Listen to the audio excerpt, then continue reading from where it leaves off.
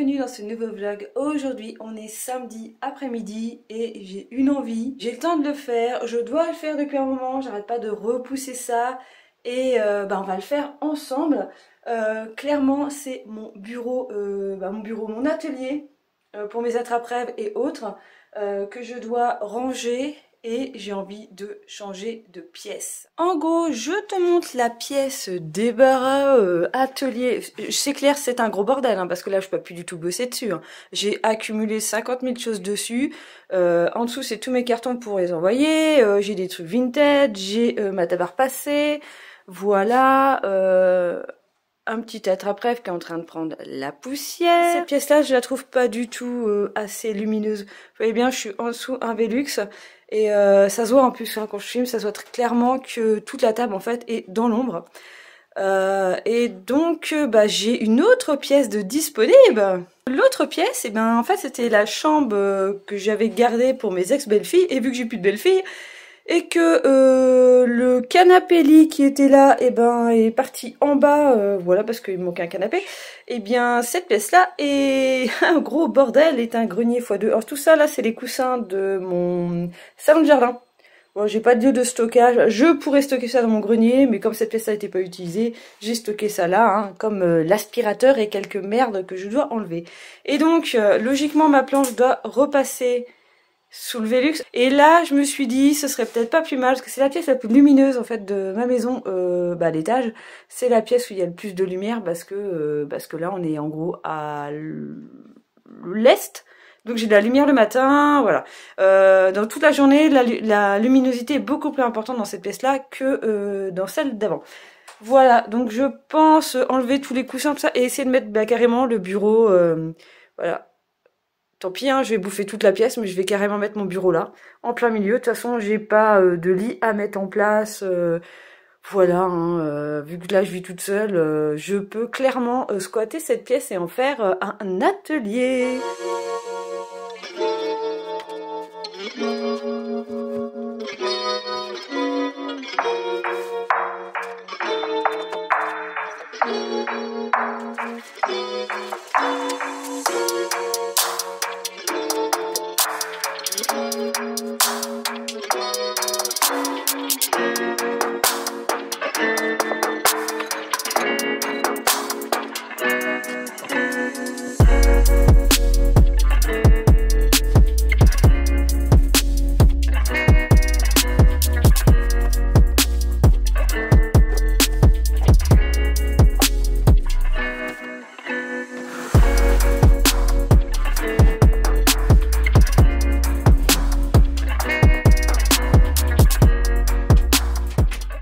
Qu'est-ce que ça donne? Donc j'ai fait un premier jet de rangement.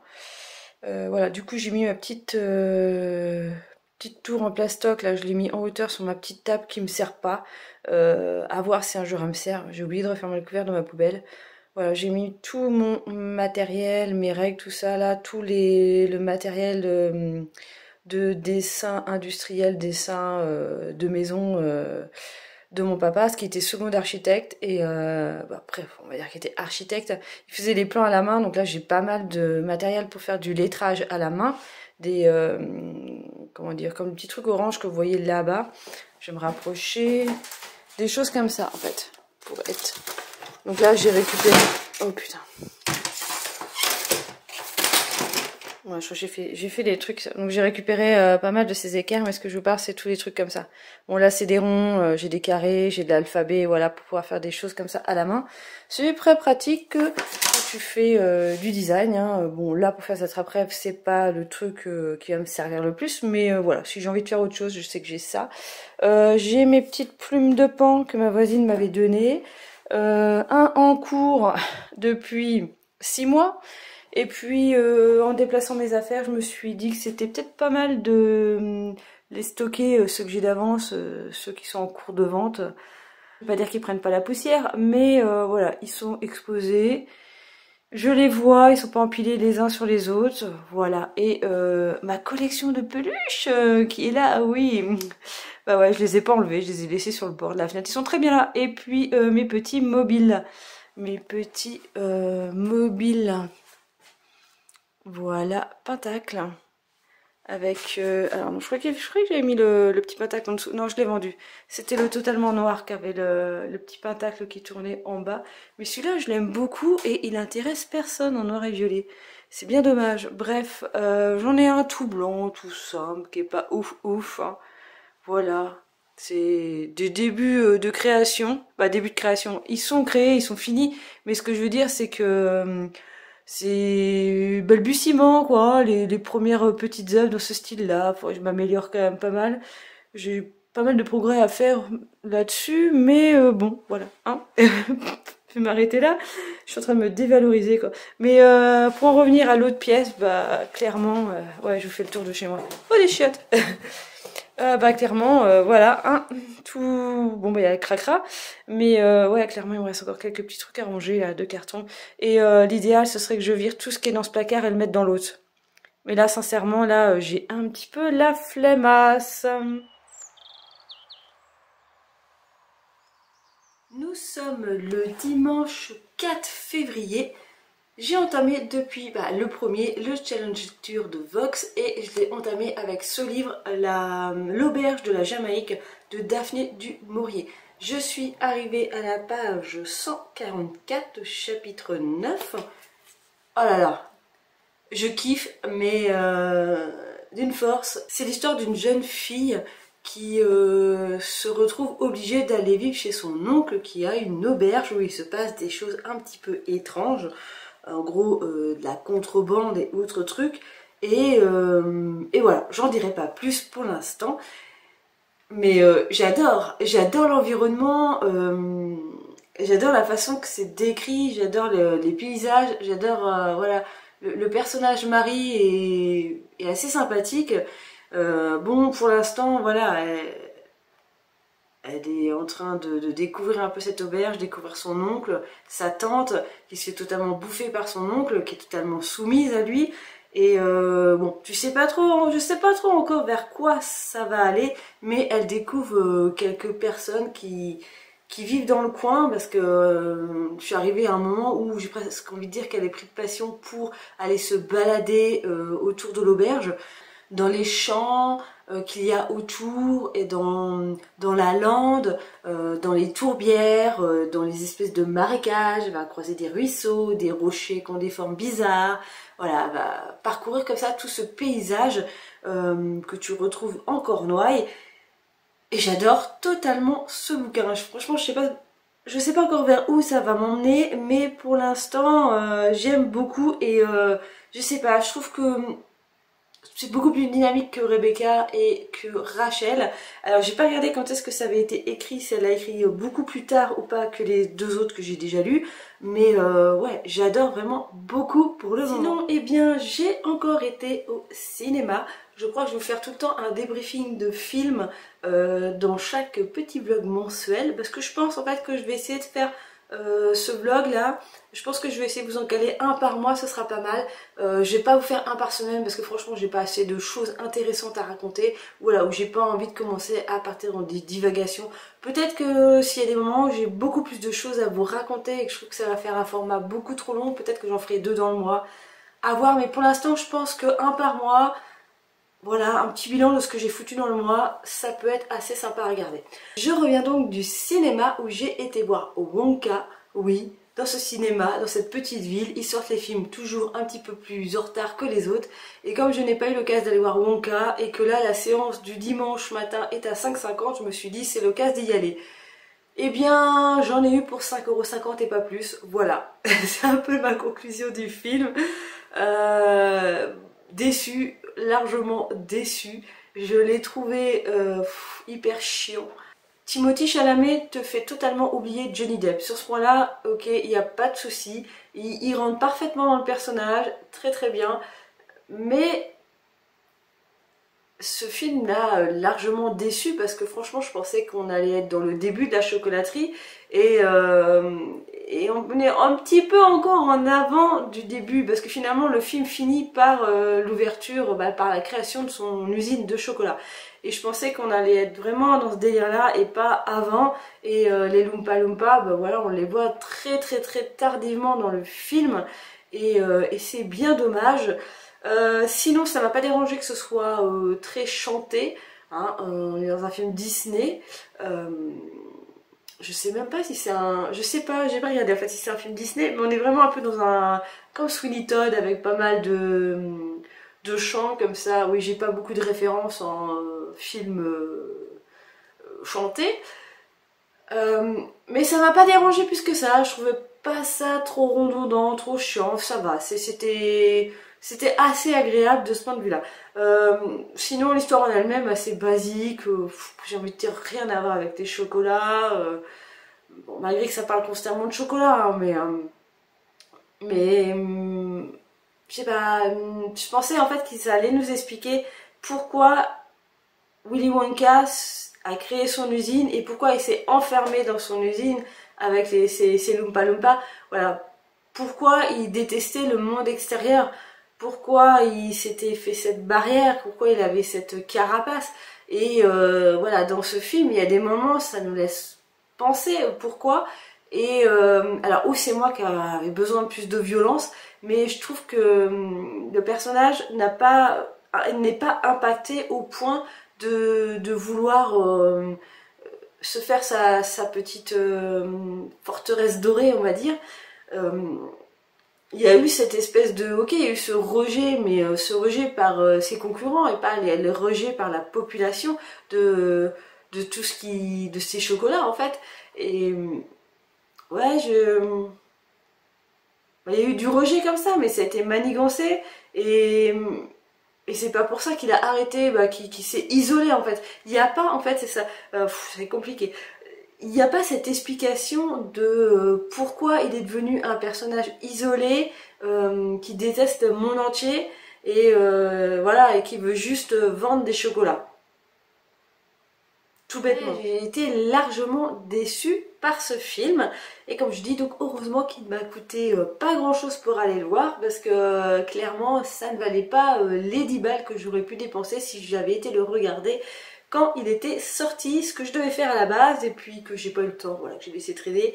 Et puis les critiques étaient mitigées et moi voilà, moi je vais vraiment lui mettre une sale note parce que oui, visuellement il est beau. L'histoire est top top, je sais pas, je reste avec un sentiment un peu d'amertume. Voilà, je suis pas ressortie du cinéma toute enrobée de douceur. Ouais, je l'ai trouvé hyper long, voilà, hyper long et chiant.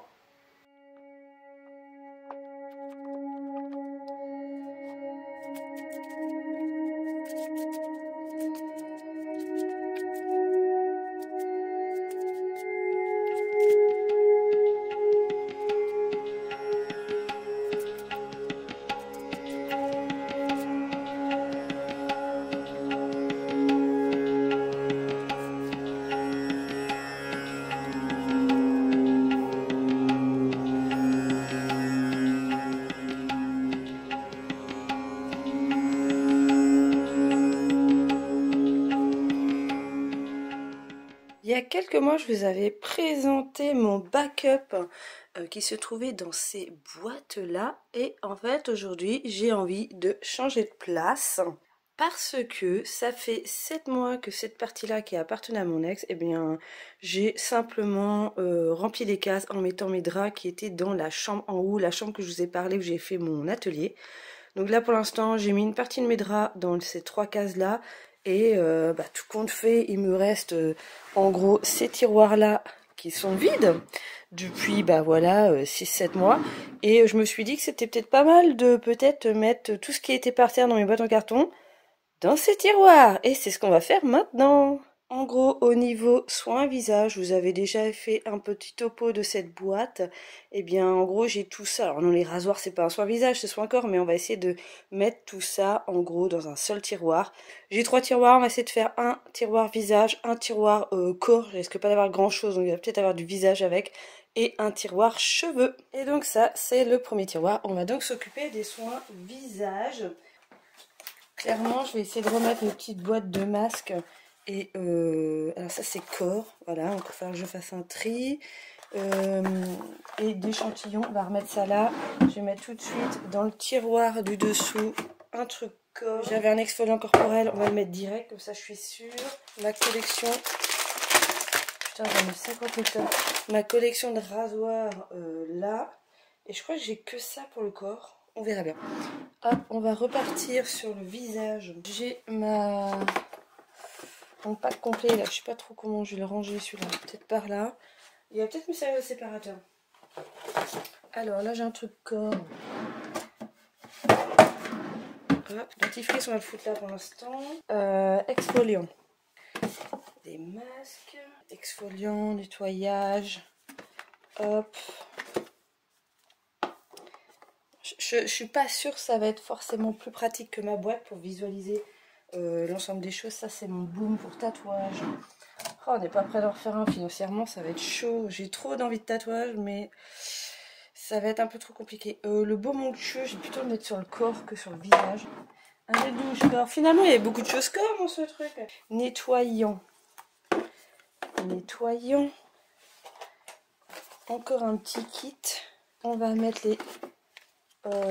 les eaux, les essences, tout ce qui est un peu brume. Je vais mettre ça là. Dommage, on a dit c'était au fond. On est sur un nettoyant. Nettoyant. Ça c'est un sérum. Ouais, le dentifrice, je sais pas trop. Dentifrice, je vais peut-être le mettre au niveau des trucs corps. Voilà, là ça va vraiment être dans le soin. Sérum. Je me souvenais même plus que je l'avais, j'ai failli le racheter celui-là. Oh là là, nettoyant. Panthénol, je vais mettre au niveau des sérums. Sérum. Sérum. Ça c'est un sérum aussi. Crème. Crème tout court. Les contours des yeux. Ah, j'ai moins de place que dans ma boîte. Hein. On va pouvoir moins entasser de conneries comme ça. Alors, est-ce que je pourrais la mettre comme ça? Ouais, bon, c'est un peu mélangé, mais je m'y retrouverai. Et ça, c'est mes crèmes anti-rougeur. On va les mettre là. Bah voilà, j'ai vidé la boîte. Et ben le premier niveau est fait. Bah finalement, quand je vois ça, je me dis que j'ai pas forcément grand-chose. Alors que dans ma boîte, j'avais l'impression d'avoir 400 000 choses. C'est pas très logique tout ça, mais bon. La brume, enfin, je la mette quand même en vue. Voilà, est-ce que ça passe? Oui, un tiroir de fée. Bah du coup, là, en soin corps, je vais peut-être pouvoir récupérer des choses qui sont dans ma salle de bain. Alors, pour le corps, tout compte fait, j'ai pas forcément grand-chose pour l'instant. J'ai un gel douche que j'ai récupéré chez mon papa. Un gel douche Vanilla Pumpkin qui était le truc de Noël de chez The Body Shop. J'ai un gel douche coco d'avance. J'ai un petit gel douche là pour les vacances. Donc j'ai un dentifrice et j'ai acheté ça parce que j'ai repris des compléments alimentaires, des probiotiques sur Atida. C'était Santé Discount avant, là où généralement j'achète des choses dans parapharmacie. Il y avait une promo sur cette marque Coslick, qui est une marque bio que j'adore. En fait c'est un dentifrice en format pompe comme ça, familial. Bah ouais, je suis toute seule mais c'est pas grave. Mais je trouvais ça super intéressant d'avoir un dentifrice en format pompe comme ça, donc j'ai eu envie de le tester. Je trouve ça sympa le format un peu savon pour les mains quoi. Donc il va aller là. Je vais en profiter pour ranger les trucs qui traînent là sur ma coiffeuse. Donc j'ai un exfoliant. Ouais, franchement c'est rangé sans être rangé ce truc. Ouais bah je sens que ce tiroir ça va être farfouillant. Et j'ai ce kit là de chez The Body Shop, bah voilà, que j'avais fait une commande pour Noël avec, est-ce que je sortirais pas de la boîte, ce serait peut-être mieux, avec des crèmes corporelles, donc, parce qu'en fait c'était une gamme à la cerise, et moi j'adore les odeurs de cerise, donc c'était cerise, amande et vanille, vraiment 3 odeurs que j'adore, ça va très bien aller ensemble, et après la poire j'aime bien aussi, donc voilà, ça c'est des crèmes corporelles, le truc que vous savez je mets 300 ans à utiliser, et en même temps il y avait des petits gels douche, les petits formats, voilà, comme ça prendra moins de place que de cette grosse boîte, voilà, et après on va passer au dernier tiroir, les soins pour les cheveux. J'ai pas tant de choses que ça, hein. J'ai ce kit là que je vais incessamment sous peu utiliser parce que J'ai plus beaucoup, je suis sur la fin de mon masque préféré, mon masque pour les cheveux là, qui fait des miracles avec mon problème capillaire que j'ai en ce moment depuis que j'ai décoloré mes cheveux, mon problème d'effet de paille sur le haut de la tête. Donc je vais sûrement utiliser cette gamme là rapidement. Ensuite j'avais un masque pour les cheveux, quelques échantillons qui avant, enfin j'utilise. Dans la calendrier de l'Avent de nous, j'avais reçu un masque coco spiruline. Voilà, là j'ai un scrub hydratant. J'ai un spray démêlant, donc de la masque aussi de chez Cosly. Moi j'adore leurs soins. Reçu aussi dans le calendrier de l'Avent de chez nous. Ou celui-là aussi, un shampoing détox. Voilà, alors shampoing et salin. C'est encore rangé d'une façon extrêmement logique. Je vais faire shampoing après shampoing soin, mais non. Bon, vu qu'il n'y a pas grand chose dans ce tiroir, que ce soit rangé ou pas, ça va pas trop être un problème. Je vous dis que j'ai plein de masques en fait. Je suis pas pressée de racheter un masque, de faire ma commande pour racheter mon masque préféré. Parce que j'ai peut-être essayé de liquider tout ce que j'ai d'avance là. Hein, ce serait pas mal. À la place de reclaquer 50 balles dans une commande. Là j'ai deux petites crèmes hydratantes qui se mettent après shampoing. J'en testerai un. Si ça le fait, j'utilise le deuxième. Sinon le deuxième, je le mettrai en vente sur Vinted. Voilà, et bien j'ai rangé toutes mes boîtes. Et là c'est la cata parce que du coup ça fait un peu l'effet inverse. Là c'est moyennement plein. Là, je me dis que j'ai encore largement la place pour acheter plein de trucs. Ouais, bah finalement je sais pas si c'était forcément une bonne idée par rapport aux boîtes en carton. Parce que, bon là je savais que ma boîte en carton était quand même à moitié vide. C'était quand même, ouais, on était au format du tiroir, donc on est à peu près pareil visuellement. Mais ouais, je sais pas si l'histoire de mes tiroirs c'est une bonne idée là. Parce que j'ai l'impression d'avoir encore plus de place pour pouvoir entasser. Mais on va éviter quand même de racheter des trucs. Ça traîne en haut. Je vais peut-être pouvoir ranger dans ce tiroir là ma gamme Furterer que je suis en train de tester. Voilà, voilà, moi ça c'est fait. Et moi j'ai plus de boîte en carton qui traîne dans ma chambre. 2 weeks later. Nous sommes le samedi 17 février. Vous n'avez pas vu ma tête depuis la séquence d'avant, j'ai envie de dire. Il n'y avait pas ma tête dans la séquence d'avant. Mais ça fait presque 15 jours que je ne vous ai pas parlé en vlog. Tout simplement parce que j'ai été malade. Vous l'avez vu dans la vidéo de la semaine dernière. Dans mes produits terminés, que j'ai une voix de merde. Tout simplement j'ai fait une espèce d'angine, bronchite, bon bref, le virus du moment. De toute façon ça s'entend à ma voix, j'ai encore le fond des poumons un petit peu pris. Le week-end dernier ma maman est venue me voir, donc je n'ai pas vlogué, malgré qu'on a été en bord de mer et qu'on a trouvé un coin où il y avait une vue magnifique, mais j'ai pas osé sortir mon appareil photo, voilà, parce que ma petite vie sur internet, il n'y a que moi qui est au courant en fait, et quelques amis, mais sinon ma mère n'est pas au courant de ma vie sur internet. Donc j'avais pas envie de sortir spécialement, j'avais pris ma petite caméra, mais j'ai pas osé. Après on s'est baladé en bord de mer, et au bord de plage clairement, et il y avait pas mal de monde, donc là aussi ça valait pas le coup. Voilà, il y avait un petit peu trop de monde, c'était un petit peu dérangeant de sortir, même si c'est tout petit. Puis de s'amuser à flouter après, non c'était pas super top. Bref, et bien du coup j'en ai profité pour terminer mon Daphné du Maurier que j'avais en cours. Donc l'auberge de la Jamaïque, c'est vraiment mon préféré sur les trois que j'ai lu. J'ai lu Rebecca, ma cousine Rachel, et donc celui-ci. Je vous donnerai bien sûr dans un prochain point lecture, vous aurez mon avis complet sur cette œuvre, mais sachez que je l'ai trouvé déjà beaucoup plus dynamique que les deux précédents. Je trouve que c'est un peu plus d'aventure, on va dire. Et le petit défaut que je lui ai trouvé, c'est que la finalité du bouquin, je l'avais senti quand même quasiment à la moitié du livre, de un petit peu comment ça allait terminer. Je l'avais pressenti, mais quasiment jusqu'au dernier moment, on t'emmène vers un... Je me suis dit, oh, ça va pas aller vers où je pensais, mais finalement si. Donc bon, c'est juste le petit défaut que je lui ai trouvé. Mais sinon, c'est une autrice que j'aime énormément. Il me reste le bouc émissaire à lire que j'ai en ma possession, et je pense que je vais peut-être aller en chercher d'autres parce que j'ai vraiment apprécié cette autrice. Pour continuer dans les livres, eh bien j'ai commencé Tattoo de Earl Thompson, c'est la suite de Un jardin de sable. Et bien on se retrouve avec Jack, je crois, parce que je sais plus exactement le prénom.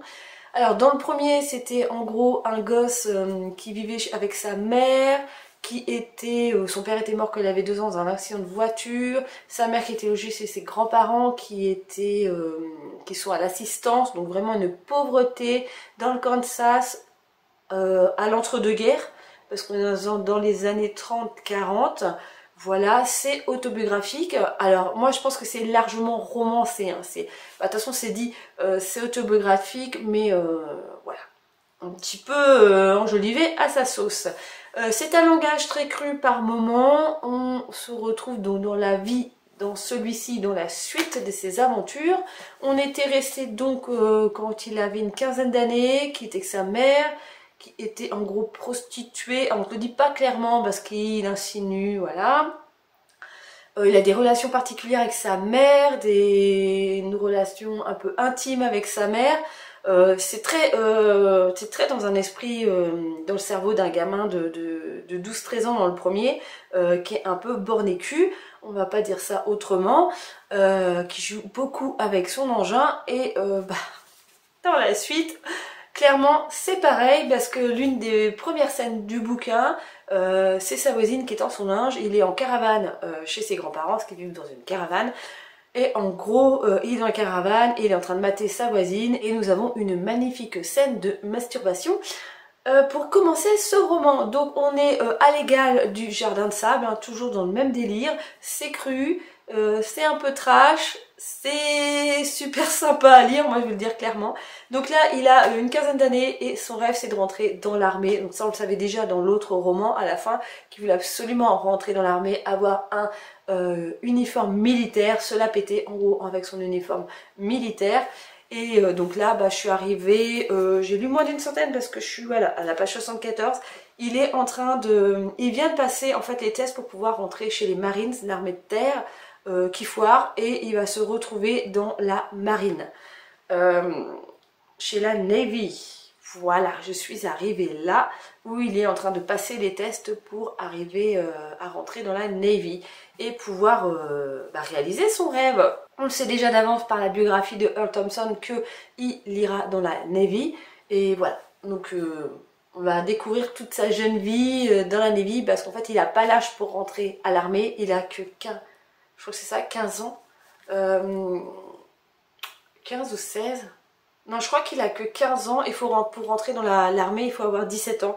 Donc je crois que c'est ça, hein. Il a 1 an ou 2 ans voilà, qui lui manque, mais il a falsifié son état civil pour pouvoir rentrer dans l'armée. Apparemment ça se faisait régulièrement à cette époque-là. Voilà, donc pour avoir une meilleure vie, pour s'en sortir et pour gagner de la thune, donc c'est quand même une grosse pavasse de 1011 pages. Donc il va rentrer dans le challenge de Vox Literaria dans pavé et dans biographie, parce que je pense que celui-là je vais le faire rentrer dans 2 catégories, contrairement au Daphné du Maurier qui peut rentrer aussi dans 2 catégories, des bobines en bobine, le livre adapté en film, donc adapté par Hitchcock, et il rentre aussi dans En voiture Simone, où il faut que ce soit un livre qui t'emmène dans un endroit où tu as envie d'aller, la Cornouailles en Angleterre, voilà, parfait. Mais je vais le faire rentrer que dans la première catégorie, parce que j'aimerais bien cette année réussir à quand même rentrer 20 livres dans les 20 catégories. Malgré Tatou qui va peut-être rentrer dans 2 catégories, donc ça ferait plus que 19 livres à lire. Ah, plus 18 parce qu'il y a celui-là que j'ai déjà lu. Je vais voir. Je garantis rien, mais si je le lis assez rapidement, il y a peut-être moyen que en 6 mois je lise 20 bouquins. Sachant que l'année dernière j'en ai lu 24 sur l'année, donc en 6 mois ça m'en ferait 12. Voilà. Une moyenne de 2 livres par mois, moi je trouve ça déjà pas mal pour moi, et bon, on verra bien. Bref, voilà où j'en suis. Je vais clôturer le vlog ici parce qu'on a déjà pas mal de petits rushs à monter, et que je pense qu'on a déjà une bonne grosse demi-heure, donc ça devrait largement suffire. Et là je suis en train de penser que je le clôture pas tout de suite, parce que j'étais là aussi pour vous raconter le film que j'ai été voir hier après-midi. J'ai été voir Dali de Quentin Dupieux. Voilà, j'ai même renouvelé ma carte de cinéma en passant. Franchement, je sais pas, j'ai bugué au guichet quoi. Je devais payer en gros 8 balles 90 la place. Et puis voilà, elle m'a dit « Ah, est-ce que vous avez la carte ?» Et moi comme une con, « Mais oui, j'ai ma carte !» Sauf qu'elle est vide parce que je l'ai pas renouvelée depuis... le dernier film que j'ai vu avec ma carte c'était Kaamelott. Parce qu'en plus la vendeuse me dit « Oh vous avez des très bons goûts, vous avez été voir Kaamelott ». Là je lui dis « J'ai détesté ». Et là j'ai réagi et je lui dis non, la dernière que j'ai vue ici c'était Yannick de Quentin Dupieux. Mais c'est vrai que j'avais pas ma carte de fidélité, ma Ciné Liberté là, parce que c'est un cinéville en gros là où je suis. Il y a 2 cinémas, c'est 2 cinévilles. Donc du coup j'ai repris ma carte annuelle à 18 balles. C'était pas prévu au programme ce mois-ci, hein. Là ça va me faire un trou dans le budget. Mais c'est pas grave, au moins ça va me motiver à aller un peu plus au cinéma. Voilà. En gros, à la place d'aller au cinéma, petit cinéma que j'avais tout près de chez moi, qui était à pas très cher là, je vais retourner en gros sur Quimper, voir peut-être des films, voilà. Mais bon, ça va me coûter aussi cher vu que j'aurai la carte. Bon bref, faut au moins que j'aille 4 fois dans l'année pour rentabiliser cette putain de carte, voilà. Mais je sais pas. C'était pas prévu au programme, normalement je devais pas reprendre cette carte et puis finalement, je sais pas. Les joies des guichets quand on se dit oh on renouvelle, bah oui on renouvelle, allez hop soyons fous. Bref, j'étais pas là pour vous parler de ma carte de fidélité, j'étais là pour vous parler de Dali. Quoi en penser? Eh bien en toute honnêteté je suis totalement mitigée avec cette œuvre. C'est-à-dire que je suis partagée entre je l'ai adoré et je l'ai totalement détesté. Alors oui j'ai été le voir à 2 h de l'après-midi, je n'avais pas mangé, j'étais réveillée depuis 4 h du matin, je me suis endormie pendant le film. J'ai eu un moment d'assoupissement, je crois que je me suis endormie, je sais pas, 10 secondes. Vraiment pas grand chose, que j'ai rien loupé du film. Alors 1h20, 1h18 je crois, de mémoire, de film. J'ai eu l'impression qu'il avait duré 3 heures. Il y a un moment, je dis putain c'est long, ça me fait chier, j'ai fait que de changer de position. Alors ça c'est peut-être lié aussi à la fatigue, mais en fait... J'étais bien dans le film, je trouvais ça super sympa, j'aimais beaucoup cet effet surréaliste du film.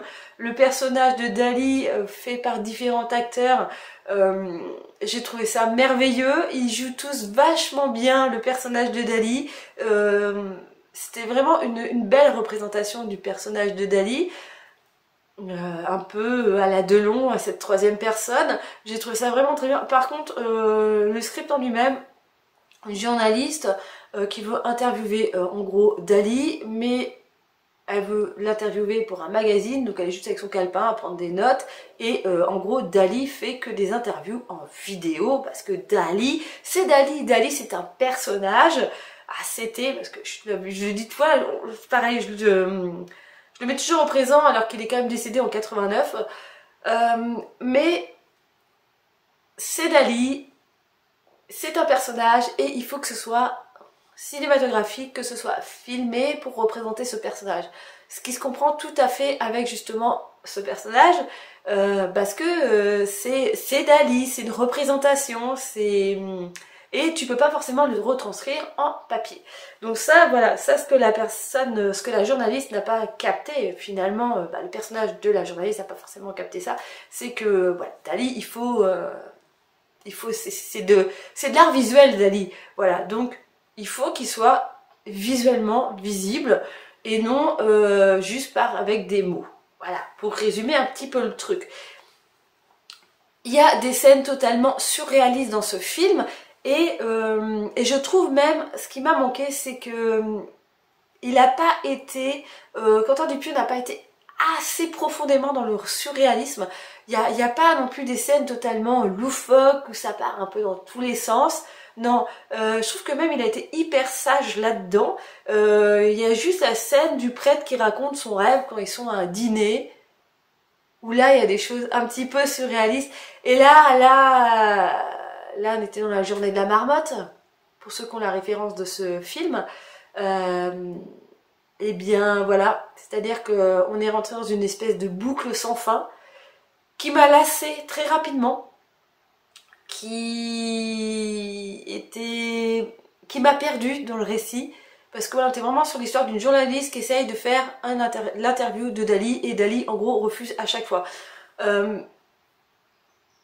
J'ai beaucoup aimé les premières scènes où Dali arrive à l'hôtel et que ce couloir est d'une longueur, alors visuellement il n'est pas d'une longueur, hein, mais ils l'ont fait durer pendant 50 000 ans, j'ai trouvé ça super génial. Mais là je me suis dit, oh, on est vraiment sur un bon truc que je vais kiffer. Et ouais, cette histoire de, je pense que ça arrive à peu près, j'ai eu l'impression qu'on était déjà à la moitié du film, alors que peut-être pas, c'était côtière, j'en sais rien, mais cette histoire de boucle là sans fin, où on revient, pas au point de départ, mais on revient à un moment là dans le film, et à plusieurs endroits on revient comme ça, on retourne. Ça, j'ai clairement pas du tout aimé. Ça m'a totalement perdu. Alors du coup tu te retrouves, tu sais plus où t'es où dans le temps, parce que bien sûr tu reviens pas tout le temps au même endroit de l'histoire. Tu reviens dans l'histoire, mais l'histoire a un peu changé, voilà.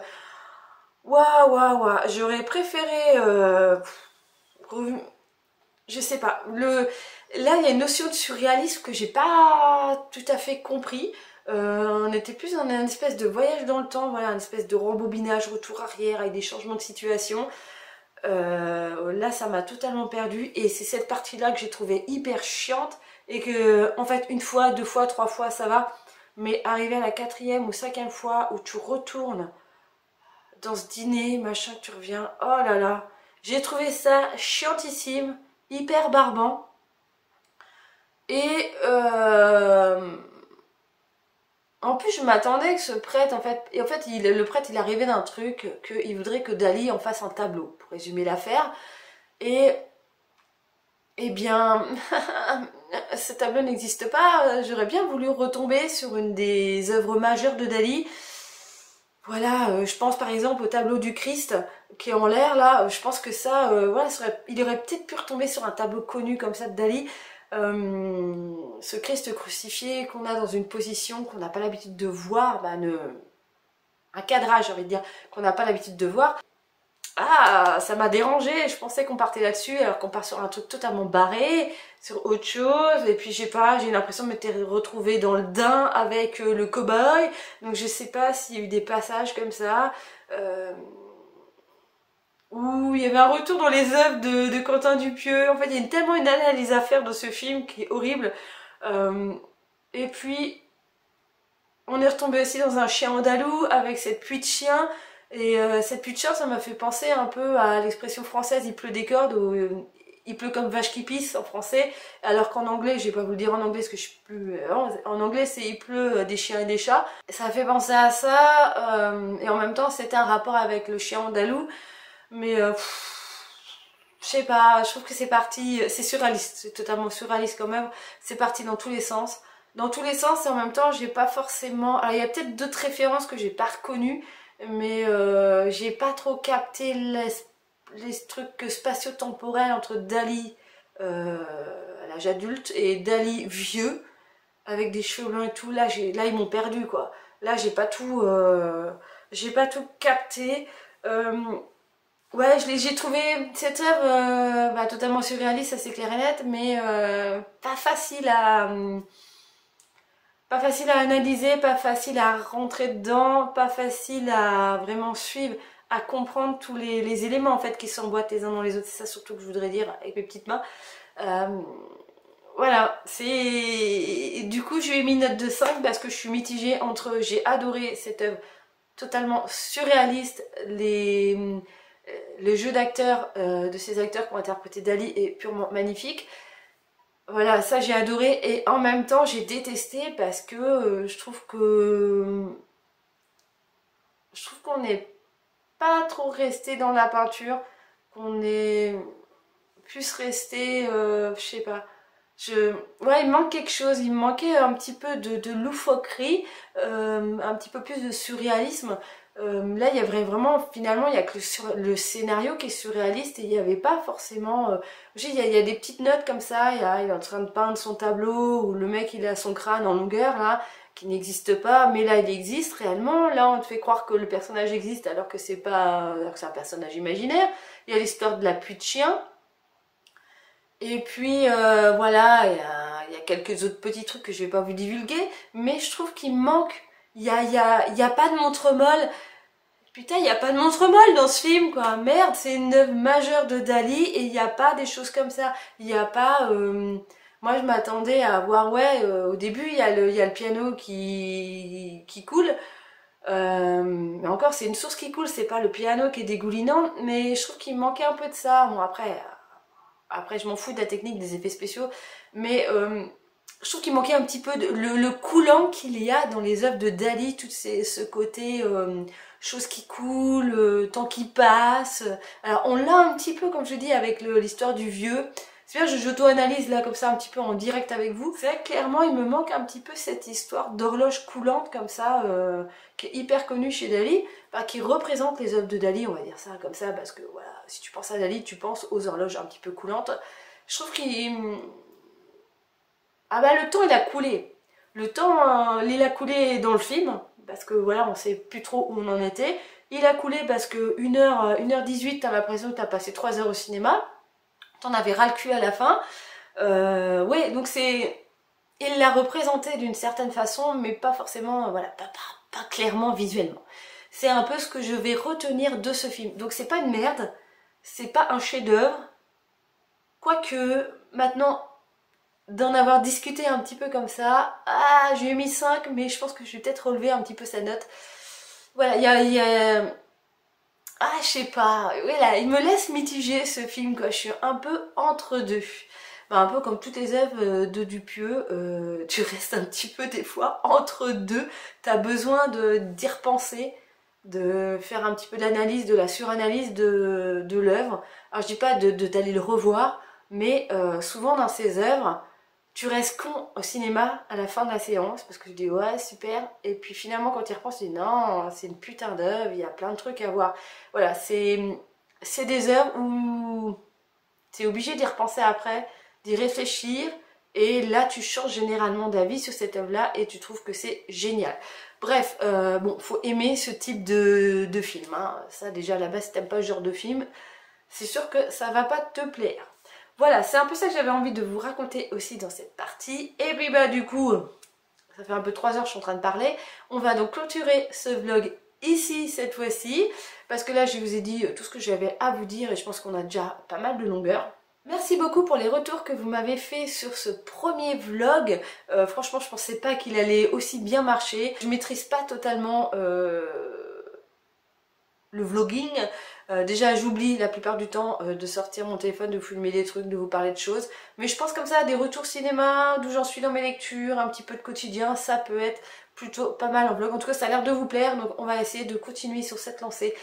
Et bien sur ce, je vous fais comme d'habitude plein de gros bisous. N'hésitez pas à me laisser un commentaire, un petit pouce en l'air pour savoir si vous avez apprécié cette vidéo, à vous abonner si c'est pas déjà le cas. Et sinon, moi je vous dis comme d'habitude à une prochaine vidéo. Bye bye.